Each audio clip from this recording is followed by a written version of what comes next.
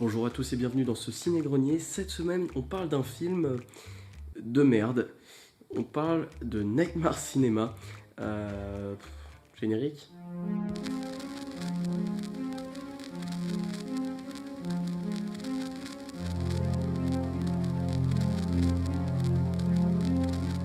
Bien, alors déjà avant de commencer, pour bien comprendre ce film, faut comprendre son concept. Nightmare Cinema, c'est le rassemblement de 5 courts-métrages créés par 5 réalisateurs différents, tous sur le thème de l'horreur. Le lien entre tous ces courts-métrages, c'est censé être un homme mystérieux, un projectionniste, qui les montre à plein de gens dans un cinéma pas très accueillant. Les persos qui regardent les films dans ce fameux cinéma étant censés être les persos principaux des courts-métrages qui sont eux-mêmes en train de regarder. Comme si un peu ils regardaient leur plus grande peur au cinéma. Notre première histoire commence donc avec Samantha qui largue son mec par téléphone. Va te faire foutre, Jason.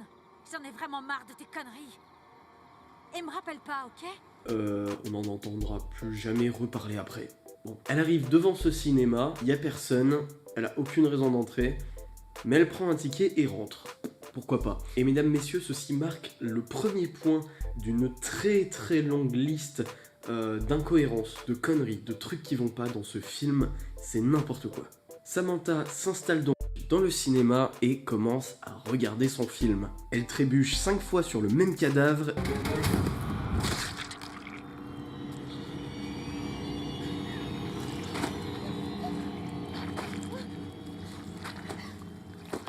Et se fait pourchasser par un psychopathe. Ils se font aider par un policier, mais le psychopathe, qui ressemble au gars dans La Cité de la Peur, les rattrape. Puis il meurt.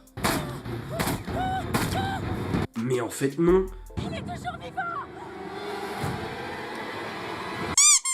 Le tueur se révèle être un pote de Samantha qui ne tue pas pour le plaisir, mais parce que tous ces petits gens ont été infectés par un virus extraterrestre.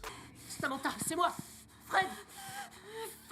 Fred, je suis ton voisin.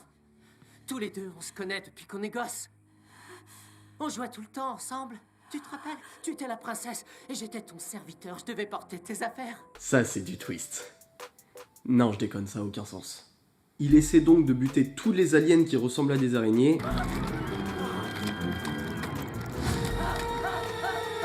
Mais n'y arrive pas. Il se fait lui-même infecter et s'échappe dans la grande ville. Ta ta ta. C'est de la merde. Deuxième histoire. Un couple veut baiser dans un ciné. La porte est ouverte. Tu l'as déjà fait dans un cinéma. Et du coup, ils entrent dans notre cinéma de l'horreur préféré. Ce qui n'est pas... Non, en fait, je peux pas dire ça, c'est un blasphème. Ils s'installent et le film se lance. La fille complexe sur la cicatrice sur son visage. Son mec, qui n'a pas de problème avec ça, veut quand même l'aider à se sentir bien et lui propose donc de l'aide de sa mère qui connaît du monde dans la chirurgie esthétique. La meuf, qui s'appelle Anna, accepte et l'opération commence. Dormez bien, Anna. On s'occupe de tout. Elle s'endort et...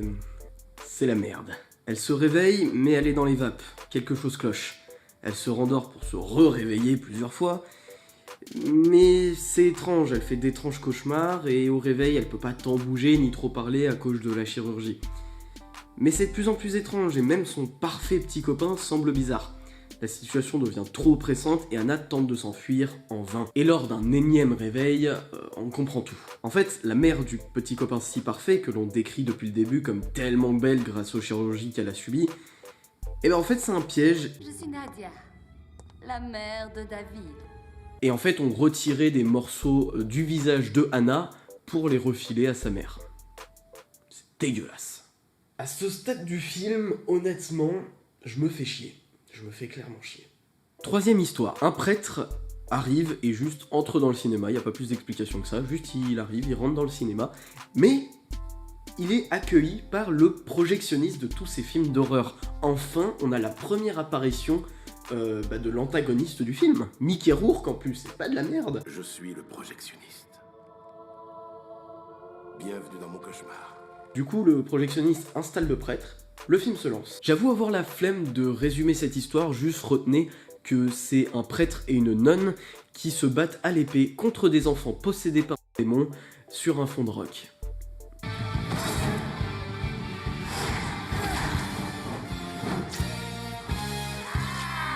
C'est de la merde, mais c'est bougrement kiffant.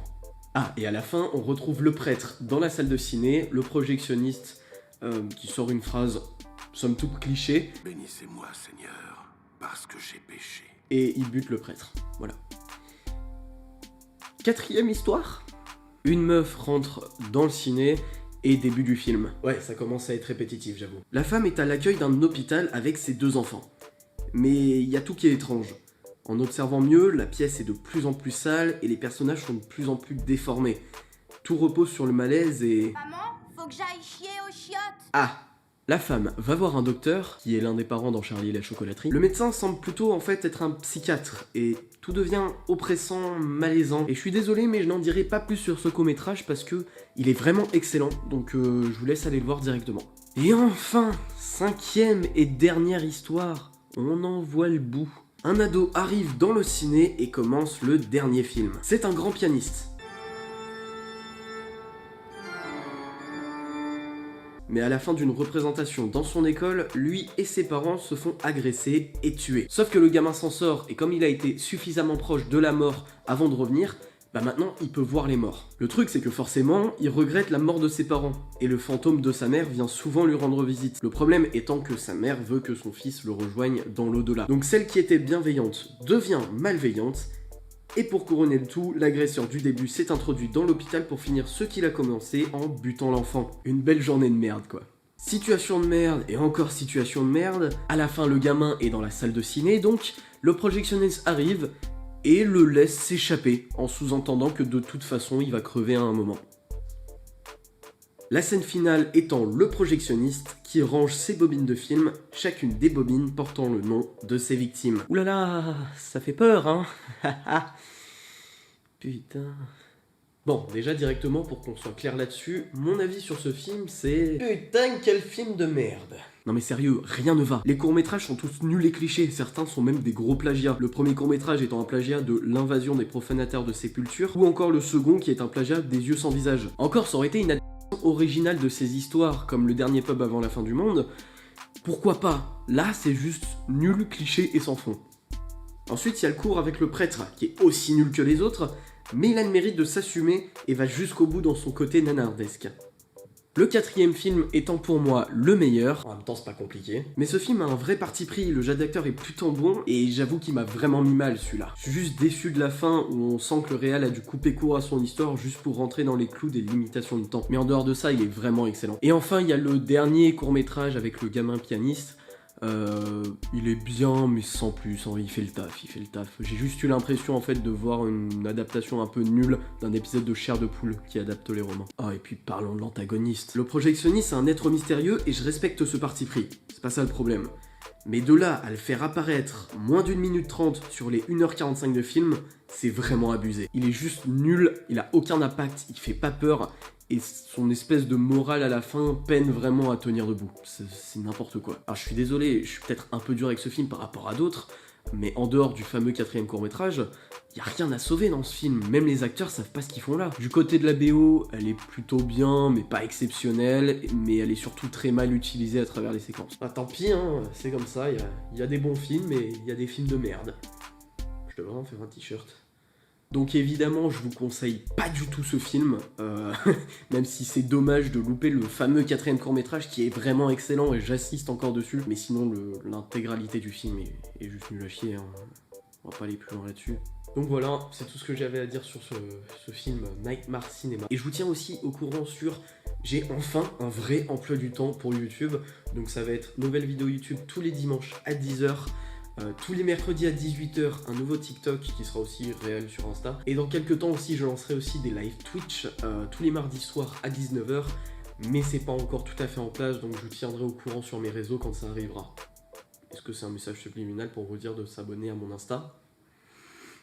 Oui. Donc évidemment, n'oubliez pas le like, l'abonnement, le partage, le commentaire, vous connaissez tout ça, vous êtes sur YouTube depuis un moment maintenant, vous n'allez pas faire chier. Sur ce, je vous laisse regarder des films que vous aimez, et moi je vous dis à la semaine prochaine.